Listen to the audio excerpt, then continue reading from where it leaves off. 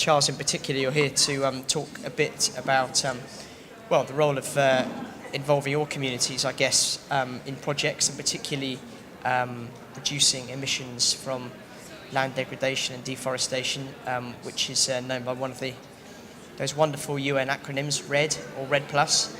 Give us a sense, first of all, of how you feel the RED negotiations are going. Can you give us a brief summary?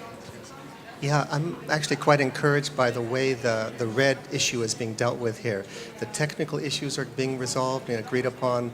The sort of the rule book, the ground rules, how it's going to work is really pretty much intact now. So still some discussions on the finances, and that we hope will be resolved here. But I think of all the topics being discussed here, RED is, as usual, one of the forerunners, one of the areas where the North and South, civil society and government seem to have a large amount of agreement. So we hope that the rest of the agenda will move forward so that the RED agenda can take its rightful place and begin to deliver results on the ground. Many people in forest communities are worried that the RED will place a price on where they live and they may well be sold off. And there are many protesters who seem to have been at these conferences for years. Quite a few Bolivians are here from communities based in forest areas who do not want to have anything to do with this. How can, not you, but how can people involved with the mechanism try and deal with those issues? That's an extremely important point, and we listen very carefully to those concerns. In fact, we created the UN RED program particularly to head off or avoid those kinds of issues. We know that there are risks to RED and there are potential benefits, and the indigenous community is divided over which will win out in the end. And my sense is indigenous peoples are very much involved in this process, and one of the most hopeful things I've seen is that the indigenous peoples themselves are becoming very much integrated into the decision making itself. And one of the innovations of the UN RED program is that the policy board, the governing body that makes all the decisions, has included indigenous peoples and civil society members as full members with all the rights of governments, of UN agencies, of donors. So they actually now are calling the shots in the UN RED program, and that gives them confidence. So my sense is there's a lot of concern, but there's perhaps a majority of indigenous peoples who see this as a chance to get recognition of their rights, to get recognition of the UN Declaration on the Rights of Indigenous People, and we're seeing some very hopeful things happening in the world. So we take very seriously those concerns. We have a number of activities and programs in place to try to mitigate those concerns. But what the world community does agree on is without indigenous peoples and local communities, there is no RED. If you look historically on where the protected areas are, where the remaining forests on this earth are, that's where the indigenous peoples are. So they know something that we need to know, and RED will only succeed if we include them properly.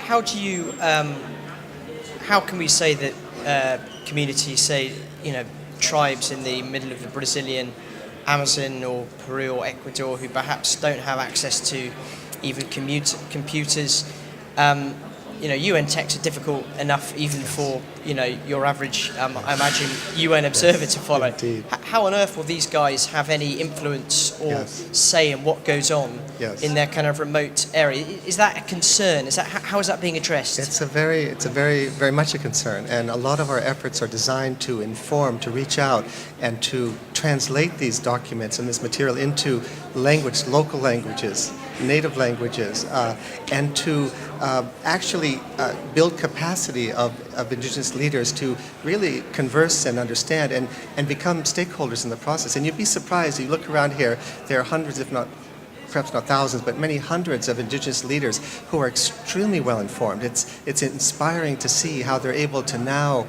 through the investments of countries like Norway, which has invested a lot in building capacity of civil society, indigenous peoples, that they're forced to be contended with. That's the most encouraging thing I've seen.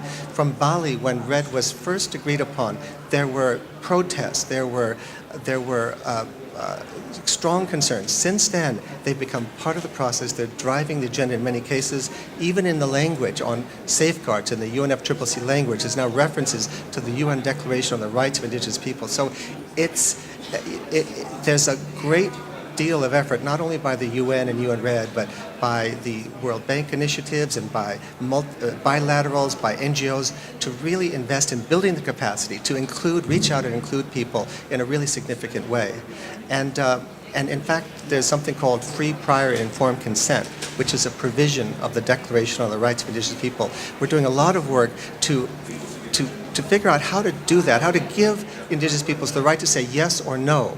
That's so important that Indigenous peoples can say, yes, we're going to have red in my community, or no, we're not. And we at the UN are very committed to a human rights-based approach, and that we won't mess with that we take that seriously. So I think we're seeing more and more confidence built in the Indigenous peoples on the red issue. But we need to stay vigilant, because the risks and benefits are real, and we need to make sure the benefits far outweigh the risks.